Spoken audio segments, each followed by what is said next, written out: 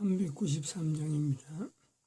우리들의 싸울 것은 혈이 아니요 우리들의 싸울 것은 육체 아니요 마귀 관계 힘써 싸워 깨쳐버리고 죽을 영혼 살릴 것일세. 일심으로써 힘써 나가세. 일심으로써 힘써 싸우세.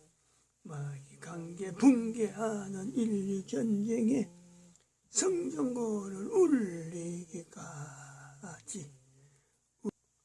하나님 말씀 에스더서 1장입니다. 에스더서 1장 1절에서 끝절까지 말씀 교독합니다.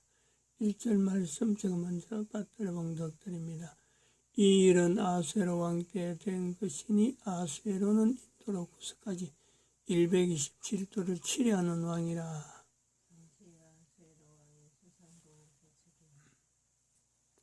너희가 하나님의 성전인 것과 하나님의 성령이 너희 안에 거하시는 것을 알지 못하느냐. 모든 정사와 권세와 능력과 주관하는 자와 이 세상과 오는 세상에 일컫는 모든 이름 위에 뛰어나게 하시고 또 만물을 그 발 아래 복종하게 하시고 그를 만물 위에 교회의 머리로 주셨느니라. 교회는 그의 몸이니 만물 안에서 만물을 충만케 하시는 자의 충만이니라. 평강의 하나님이 친히 너희로 온전히 거룩하게 하시고 또 너희 온 영과 혼과 몸이 우리 주 예수 그리스도 강림하실 때에 흠없게 보존되기를 원하노라. 너희를 부르시는 이는 미쁘시니 그가 또한 이루시리라. 진중에 들어다니며 백성에게 명하여 이르기를 양식을 예비하라. 3일 안에 너희가 이 요단을 건너 너희 하나님 여호와께서 너희에게 주사 얻게 하시는 땅을 얻기 위하여 들어갈 것임이니라 하라. 항상 우리를 그리스도 안에서 이기게 하시고 우리로 말미암아 각처에서 그리스도를 아는 냄새를 나타내시는 하나님께 감사하노라.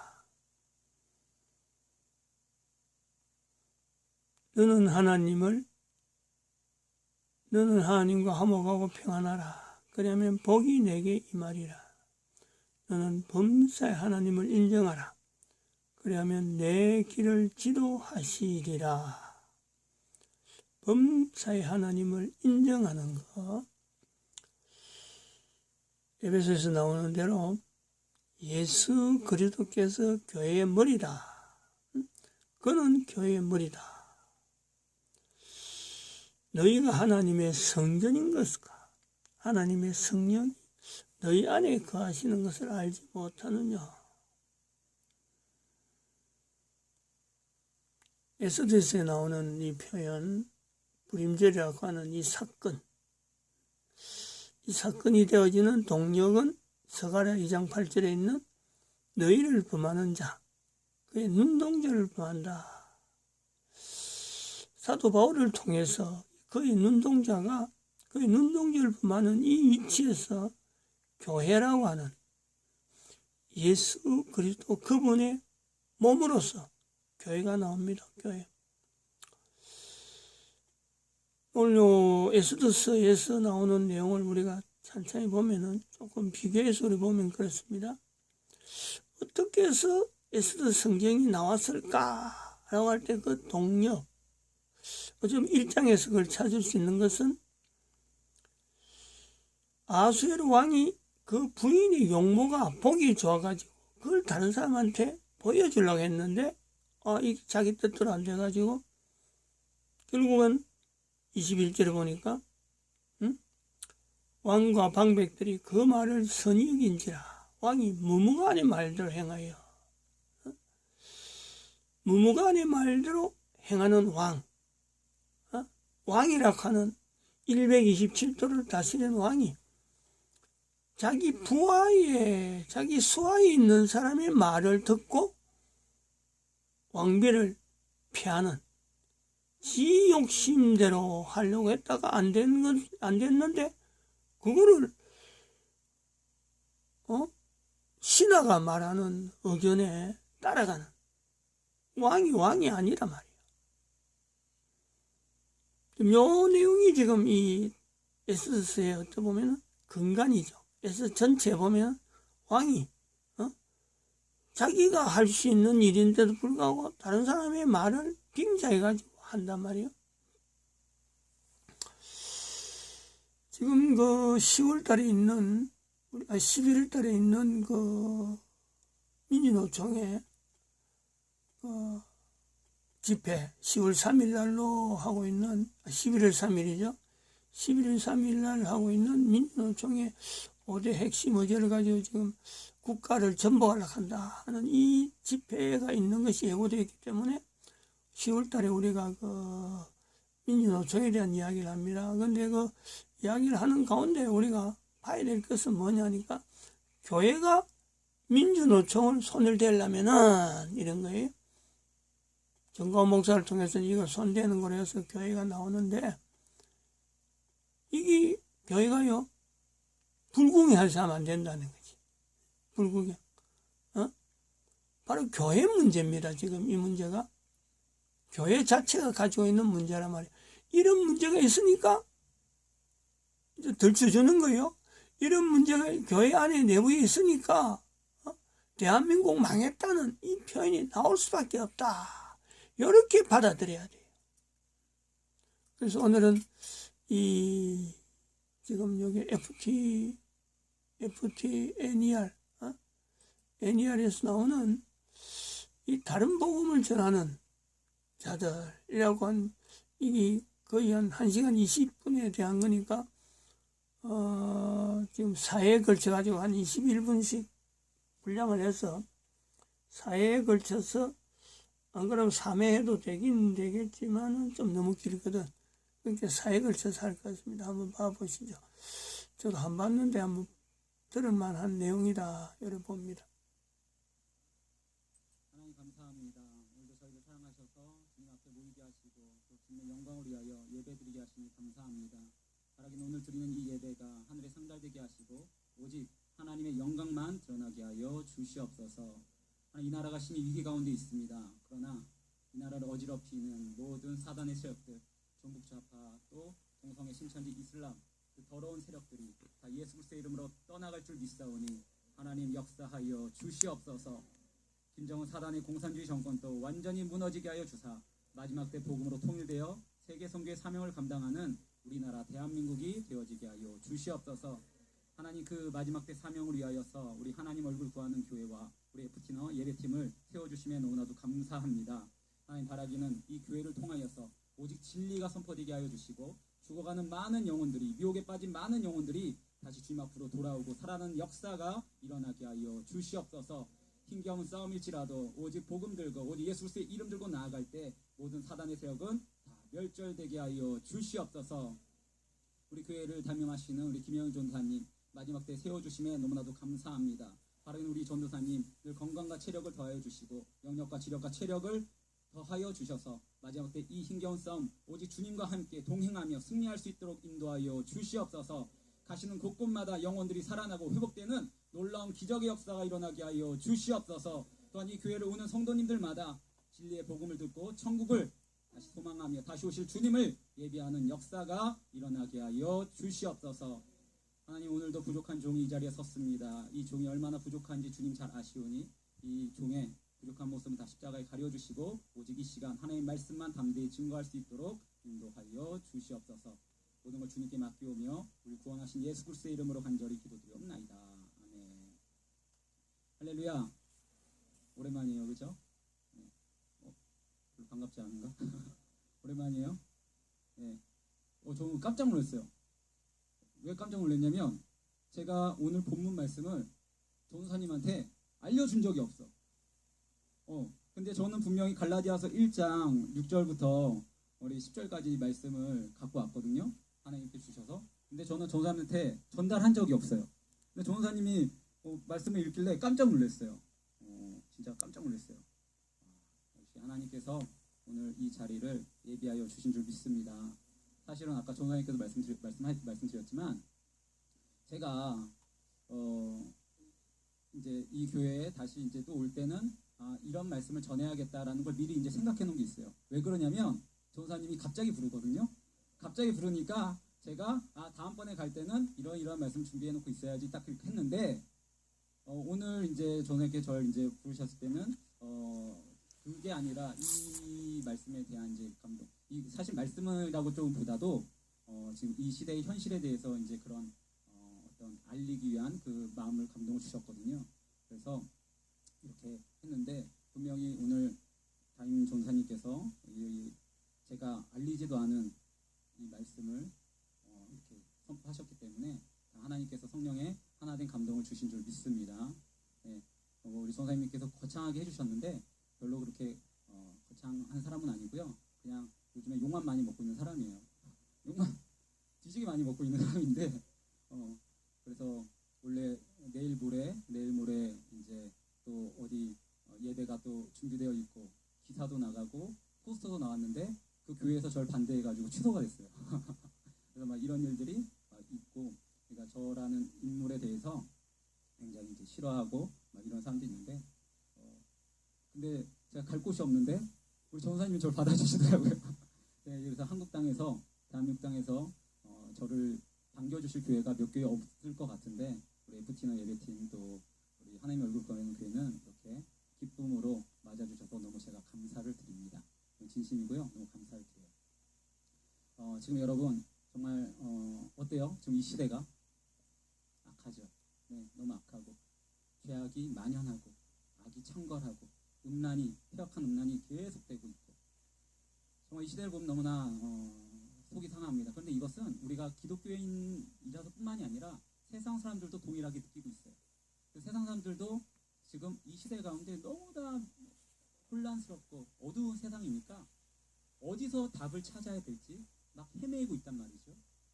그래서 어떻게 해야 될지. 지금 이 코로나도 마찬가지 아닙니까? 당장 내일 내 삶이 어떻게 될지 아무도 모르는 거예요. 그죠? 계속 이 코로나 때문에 경제도 엉망이고 다 엉망이니까 오늘도 뉴스를 보니까 뭐 지금 문 닫는 뭐 그 자영업자들이 한둘이 아니라 그러고 당장 내일 일을 내가 알 수가 없는 거예요. 그래서 더욱더 많은 사람들이 어디서 답을 찾을지 몰라요.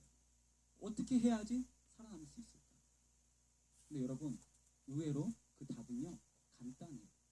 진리는요 명확하고 너무나 쉽습니다. 어렵지 않아요. 왜요? 예수님께서 말씀하셨거든요. 요한복음 14장 6절 우리가 다 아는 말씀입니다. 예수께서 이르시되 내가 곧 길이요 진리요 생명이니 나로 말미암지 않고는 아버지께로 올 자가 없느니라. 믿으십니까? 분명히 예수님께서 진리가 무엇인지 길이 무엇인지 생명이 무엇인지 말씀하여 주셨어요. 답이 어디 있는지 말씀하여 주셨어요. 분명히 어두운 세상이지만 예수님과 함께라면 예수님을 믿으면 어두운 세상 속에서도 명확한 길을 우리가 걸어갈 수 있다고 내가 곧 길이라고 예수님께서 말씀하여 주신 거예요.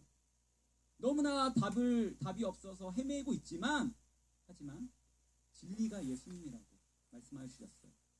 요한복음 8장 32절 뭐라고 증가합니까? 진리를 알지니 진리가 너희를 자유케 하리라. 예수님께 있으면 우린 자유함은 없는 거예요. 혼란스럽지 않아요. 이 어두운 세상 가운데서도 우린 이겨낼 수 있어요. 왜요? 자유로우니까. 예수님이 날 자유케 하시니까. 또 예수님이 생명이 되십니다. 요한복음 3장 15절에 이를 믿는 자마다 영생을 얻게 하려 하십니다. 그래서 요한복음 3장 16절에 너무나 중요하니까 요한복음 3장 15절에 증거하고 16절에 다시 한번 증거해요. 요한복음 3장 16절 여러분이 다 외우는 말씀이죠. 외워볼까요? 시작. 이처럼 사랑하사 멸망하지 않고 영생을 얻게 하려 하심이라. 아멘. 믿으십니까? 요한복음 3장 15절에 이는 그를 믿는 자마다 영생을 얻게 하려 하십니다. 분명히 증거되어 있습니다. 그런데 16절에 다시 한번 이는 그를 믿는 자마다 멸망하지 않고 영생을 얻게 하려 하십니다. 다시 한번 증거해요. 영생이 누구에게 있다? 예수님께 있다. 곧 예수님이 길이요 진리요 생명이십니다. 혼란스럽지 않아요. 예수님만 있으면, 예수님만 믿으면. 그런데 인간의 비극이 무엇입니까? 인간의 비극이 무엇이죠? 이 진리를 거부한다는 거예요. 진리를 받아들이지 않아요. 태초부터 지금까지 인간은요 언제나 이 진리를 거부했습니다. 아니 선악과를 먹고 스스로 왕이 된 인간들은요 진리를 거부하는 것으로 그치는 것이 아니라 어떻게 하냐면 아예 대적하기 시작했어요. 차라리 거부하면 어느 정도 괜찮다고 생각해. 예수님 아직은 안 돼요. 이러면서 그냥 거부한다면 소망이 있다고 봐요. 그런데 인간들은 어떻게 하냐면 그 진리를 지금 대적하고 있다는 거죠. 나 스스로 왕이 되었어. 왕의 자리에 올랐어. 내가 곧 길이요 진리요 생명이라고 예수님께서 말씀하시는데 아니 예수님이 아니라 내가 왕이야. 내가 길이야. 그래서 타종교에 구원이 있다고 그렇게 외치고 무신론자들은 아니야. 길 없어. 신은 없어. 이렇게 하면서 하나님을 대적하고 있다는 거죠. 그런데 예전에는요. 이런 무신론자 또 어떤 타종교 이들과 그래도 진리를 깨달은 우리 그리스도인들이 교회의 공동체로 모여서 하나님을 예배하며 이들과 싸웠습니다. 예전에 교회 바깥에 있는 거짓된 무리들, 예수님을 거부하는 사람들, 하나님을 대적하는 사람들과 예전에는 교회가 함께 진리를 가지고 싸웠어요. 지금 시대의 무서움은 무엇인지 아십니까? 지금은 교회 바깥과 싸우는 것이 아니라 교회 안에 들어온 다른 복음을 전하는 사람들과 싸움이 시작되었습니다. 그들은 성경을 가지고 말을 해요. 똑같이 예수님을 얘기해요. 그러나 우리가 알고 있는 예수님과 다른 예수님을 전하고 우리가 알고 있는 복음과 다른 복음을 전해요. 역시도 세상과 똑같이 자신 스스로가 왕이 되어서 구원의 길을 예수님이 아니라 나 스스로, 목회자들 스스로 그리스도인이라고 자처하는 사람들 스스로 구원의 길을 자신이 정한다는 거죠. 우리는 이것을 인본주의라고 부릅니다. 인본주의가 바깥에만 있는 것이 아니라 이제 교회 안에도 들어와서 그렇게 지금 교회를 혼란스럽게 하고 있는 것이죠. 아까 전도사님 말씀하셨지만 거짓 선지자들과 거짓 목회자들, 거짓 그리스도인들이 그렇게 지금 교회 안에서 혼란과 미혹으로 함께 멸망으로 떨어지도록 그렇게 이끌고 있다는 거예요. 그래서 우리는 지금 교회 안에 들어온 이런 거짓 세력들을 드러내고 쫓아내야 될 줄 믿습니다. 물론 이런 얘기를 하면 힘들어요. 저도 힘들어요. 저라고 좋겠습니까? 힘들어요. 저도 힘들고 아마 듣는 무리도 힘들어요. 왜 저렇게까지 해야 되나? 그런데 분명히 드러내야 교회 안에 있는 양들이 죽지가 않아요. 제가 이야기를 하나 해드리면, 자, 여기 물이 있죠? 여기 물이 있어요. 그렇죠? 근데 물이 깨끗한 물이에요. 그런데 누군가가 여기다가 독을 집어넣었다고 생각해보세요. 그런데 겉으로 보기에는 그 독을 넣은 게 티가 날까요? 안 날까요? 안 나요. 먹으면 어떻게 돼요? 죽어요. 물이지만, 나의 생명수지만 이 안에 아주 소량의 독이 들어있어도 죽습니다. 예전에 한 목사님이 저한테 해주신 얘기예요. 제가 목회할 때 그 같은 지방에 있었던 목사님께서 얘기 해주신 얘기인데 그 목사님이 어릴 때 강아지를 키웠대요. 강아지 이름이 민키였어요. 민키. 시골에서 이미 민키를 키웠는데 민키를 너무 좋은 거예요. 어릴 때 처음으로 키웠던 애완동물이니까 너무나 좋아가지고 학교 갔다 오면 민키랑 놀고 했는데 어느 날은 학교 갔다 오니까 민키가 사라졌대요. 어디 갔지?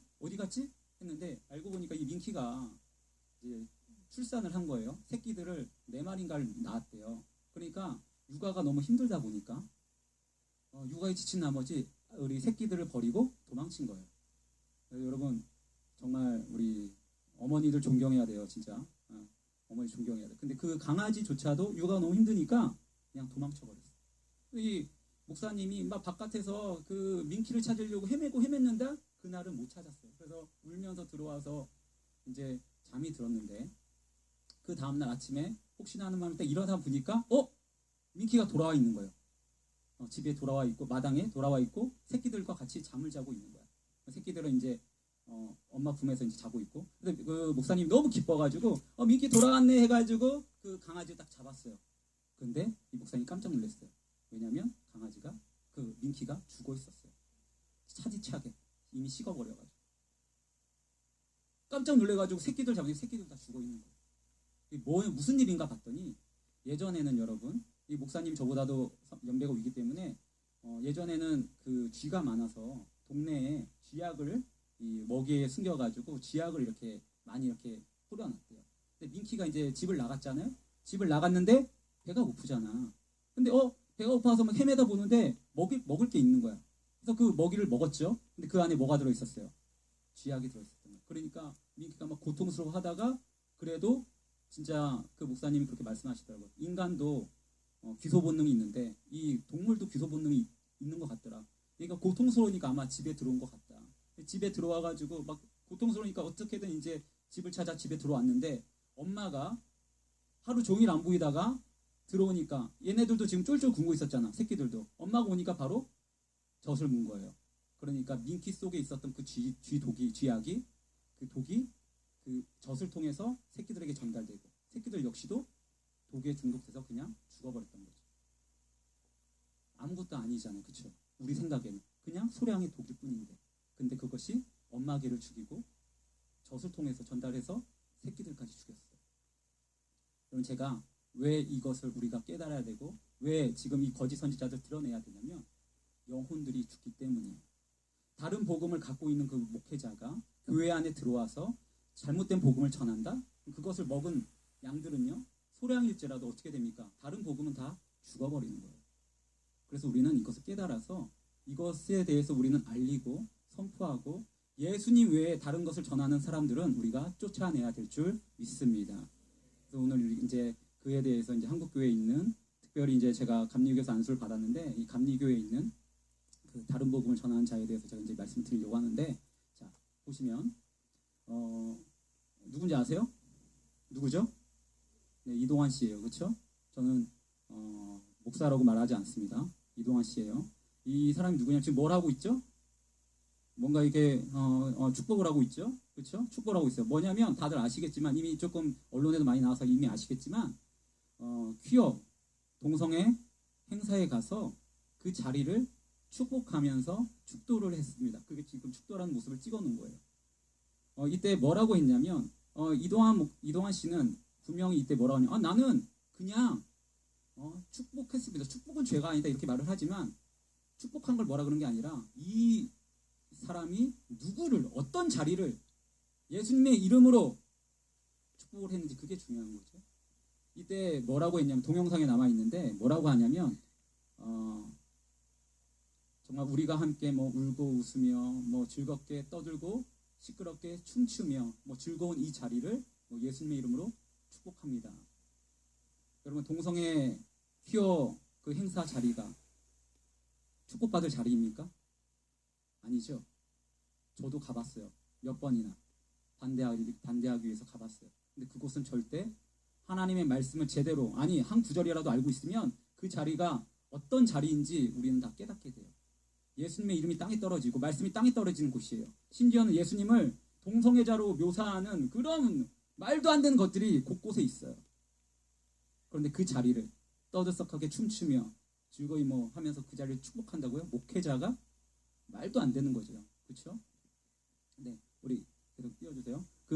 그래서 어떻게 됐냐? 이제 이것이 드러나니까 이 오른쪽에 있는 사람인데 드러나니까 이제 재판에 회부가 됐습니다. 당연하죠. 감리교 재판 회부됐어요. 그리고 이 자리에 함께한 사람은 이제 타종교 다른 교단 이제 목회자들인데 특별히 저 왼쪽에 우리가 잘 알고 있는 이름이 유명한 임보라 씨도 있었습니다. 임보라 씨.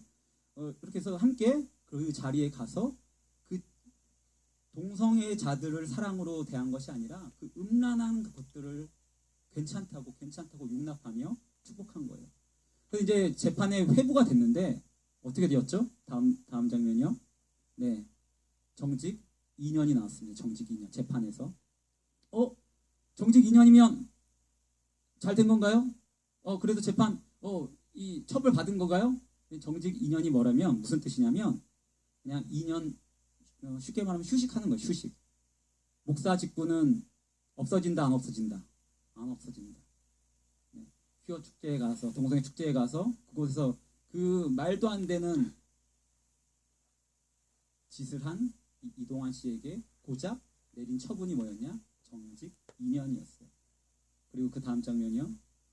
이 설명인데 정직 2년 정도는 뭐냐? 첫 번째 최초 이제 심사위원들은 뭘 했냐면 무조건 면직이다. 출교다. 면직이다. 면직은 이제 목회자를 파면하는 거예요. 면직이다 이렇게 구형을 내렸지만 마지막 그 재판에서 받아들여지가 않아서 목사직은 유지되고 2년의 정직을 받은 것입니다. 안타깝죠. 분명히 감리교 교단법에는 다음 장면이요. 뭐라고 되어 있냐면 동성애를 찬성하거나 동조하는 행위를 하였을 때 뭐라고 되어 있냐면 감리교 교단법이에요. 감리교 교단법은 말씀에 따라 정확하게 되어 있습니다. 뭐 어떻게 되어 있냐면 출교 또는 면직이에요. 쫓아내는 거예요. 감리교 교단법은. 그렇다면 이 재판이 교단법대로 되었습니까? 안 되었습니까? 안 됐죠. 왜요? 어떤 관계, 사람들의 그 관계 뭐 이런 것 때문에 여러 가지가 얽히고 얽혀서 이렇게 된 것 같아요. 그러나 우리는 계속 기도해야 된다, 기도하지 않아야 된다. 해야 된다. 왜냐하면 이건 1심이고요. 최종 판결이 2심이 아직 남아있어요. 최종 판결이 2심에 이제 있는데 그 2심에 지금 출교가 나오면 이제 쫓아낼 수가 있게 됩니다. 그런데 이제 그 정직 당한 것을 보고 또 이렇게 판결이 나온 것을 보고 제가 좀 깜짝 놀란 것은 어떤 언론이나 막 이런 게 융단 폭격을 하니까 사람들의 인식 가운데 정직이면 그래도 괜찮지. 뭐 처벌 받았으면 그래도 자기가 잘못을 인정하고 뭐 그렇게 하면서 정직하면 그래 기회 주는 것도 괜찮지 이렇게 생각을 하는데 그럼 이동환 씨가 자신의 잘못을 인정했을까요? 인정하지 않았을까요? 인정 안 했어요. 그 다음 장면이요. 네, 이게 언론사, 이게 이 TV 언론사 JTBC라고 돼 있죠. 언론사에서 이제 인터뷰를 한 거예요. 뭐라고 인터뷰했는지 보세요. 우리는 오늘 이 판결에 부끄러워해야 할 것입니다. 본인이 말하는 거예요. 자기가 2년 정직을 받은 것 감리교는 부끄러워해야 됩니다. 이게 무슨 뜻이에요? 나는 죄가 없다.